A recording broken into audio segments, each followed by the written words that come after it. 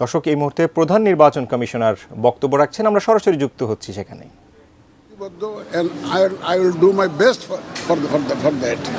এবং আমি ইনশাল্লাহ কনফিডেন্ট যে I will be able to.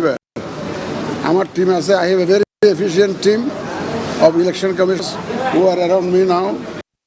তো ইনশাল্লাহ আমরা সবাই মিলে সবার সহযোগিতা নিয়ে কিন্তু আমাকে করতে হবে।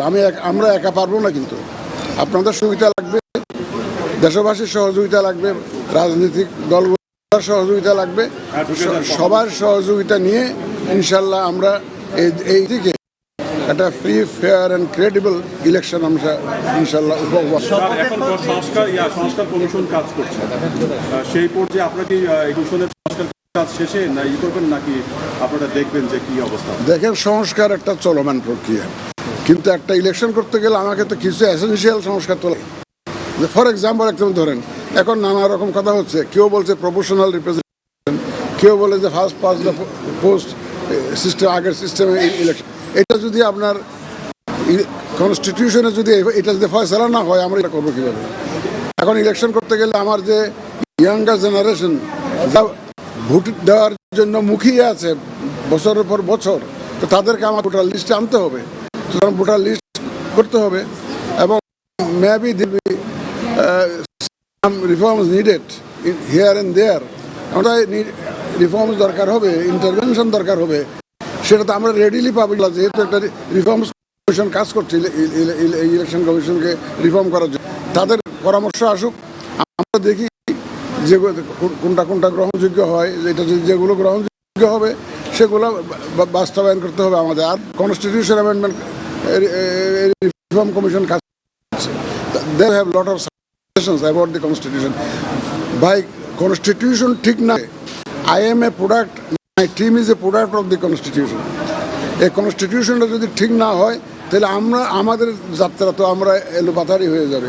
কনস্টিটিউশন রিফর্মস কমিশনটা কাজ করছে, সুতরাং এটাও শেষ হোক, সব সুপারিশগুলো আসুক। বেশি দিন তো নাই, ওনারা তো সবচেয়ে ডিসেম্বর পর্যন্ত টাইম দিয়েছে, ইটস নট ফার ওয়ে, অতি অল্প সময়। আপনারা আশ্বস্ত থাকুন ইনশাল্লাহ।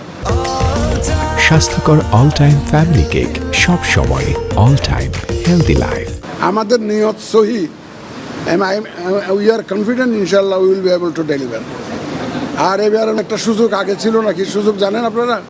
সেই সুযোগটা হচ্ছে শুধু আমরা না, রাজনৈতিক দলগুলো যারা ইলেকশন করবেন তারা 15-16 বছর ধরে বলে আসতেছেন আমরা ভোটের অধিকার চাই, আমরা অবাধে ভোট দিতে চাই।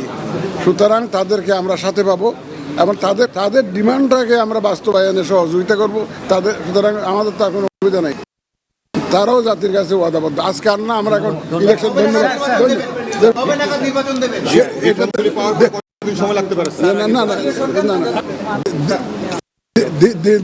দিনক্ষণ দিয়ে তো এখন বলা যাবে না, এখন দিয়ে এটা এখন কিছু বলা যাবে না।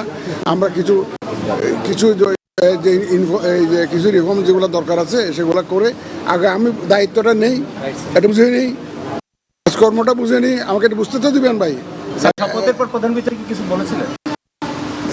না, উনি বলেছেন যে he will give full question to the election commission.